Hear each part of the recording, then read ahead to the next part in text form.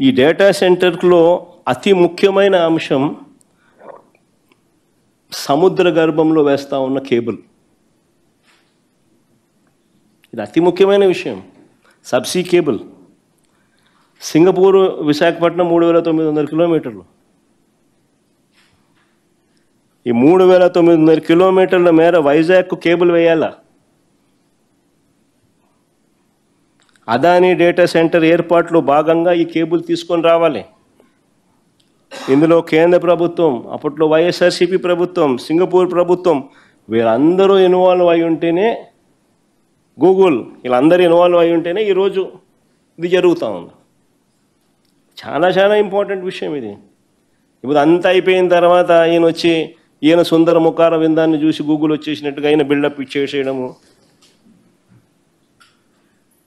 అసలు మిగిలిన వాళ్ళందరూ చేసిన కృషిని అసలు పూర్తిగా సైడ్ లైన్ చేసేయడము. పాపం 87,000 కోట్లు పెట్టుబడి పెడతాడు ఆయన. పాపం $10 బిలియన్ పెట్టుబడి పెడతాడు.